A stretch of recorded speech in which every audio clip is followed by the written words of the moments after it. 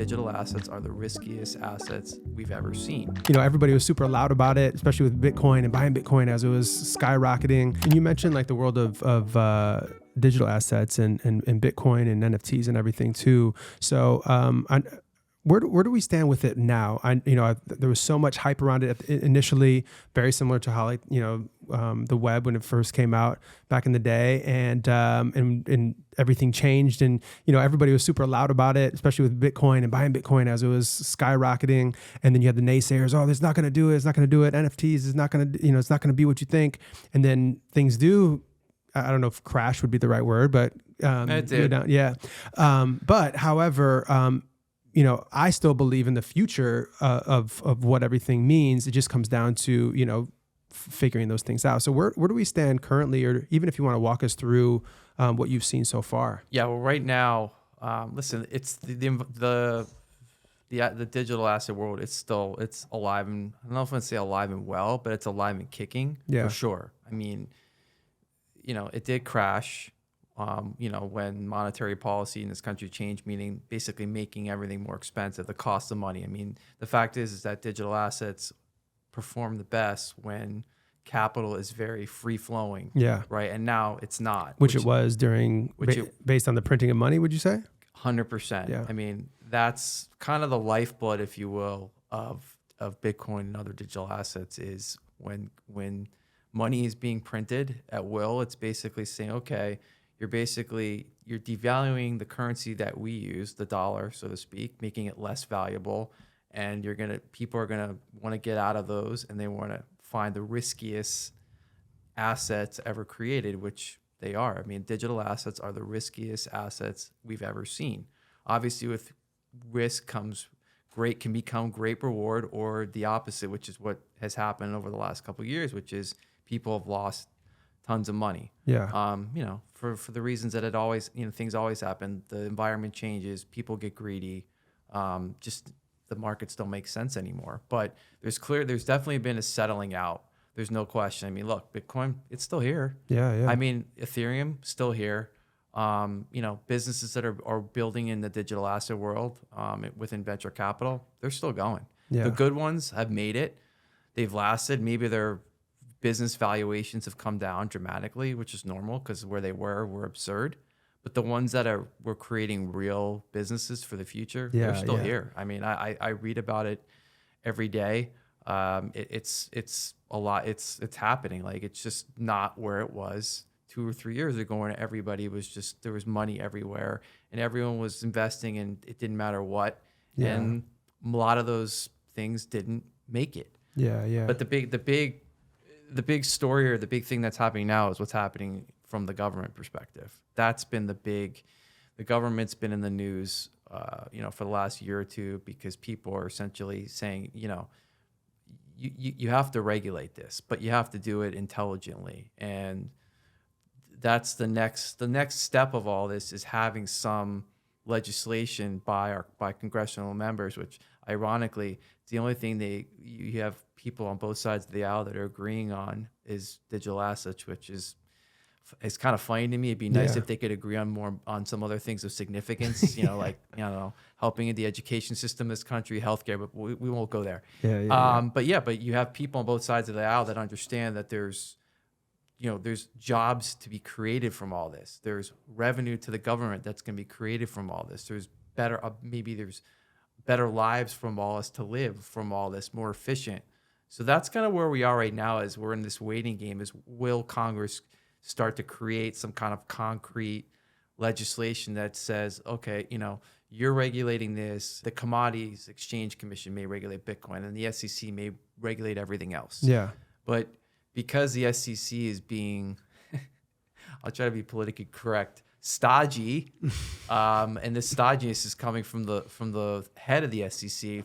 Ironically, there's people under him that don't agree with his stance, but he's some kind of puppet for who knows who or what. But that's where it is right now. We're kind of like in this waiting game of what is the U.S. government going to do from a regulatory perspective. The big thing now is, when's a Bitcoin ETF? That's been the hot button issue right now, is all of these institutions that have gotten involved, whether it's BlackRock or things like these big financial institutions, they want in.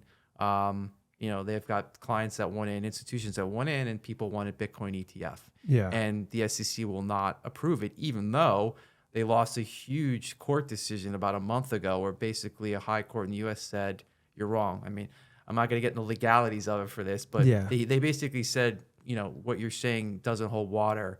And that gave people a lot of confidence that kind of we're getting closer to a change. Yeah. But the SEC now is basically saying, okay, well, you said that. We're just going to start delaying this one, which is within their rights. So now they're reacting with this further delay. But I'd say we're in a much better place than we were a year or two ago because we're getting closer to some line in the sand, if you will, where there's going to be oversight. Which we do. We need oversight. Yeah. Being able to learn from everything from the past to say, okay, this was the wild, wild west, and now we need to restructure things. So when you see the future of that and you see them starting to regulate things, do you believe that we're going to see a world where there is going to be zero cash? We're not going to be using cash at all? It certainly seems like we're going in that direction, but it's not going to happen overnight. Yeah. I think there's a lot. There's several, and we talked about this off camera. There's several really big themes that are going on.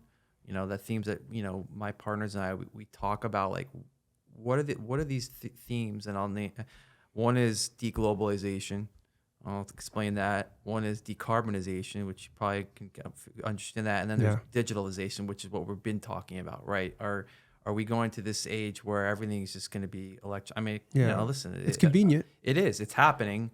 And you're seeing, listen, the U.S. government, the Fed is got a digital dollar, kind of in the back and in the background. Everyone knows about it, and there's concerns because if the government's going to start sending us dollars electronically, does that mean they're going to have control of our money? And I don't want to get too controversial and get into that, but it's a concern of people. It's like, well, yeah, the technology is great, but who's controlling that technology? And sure as hell, people don't want Uncle Sam controlling.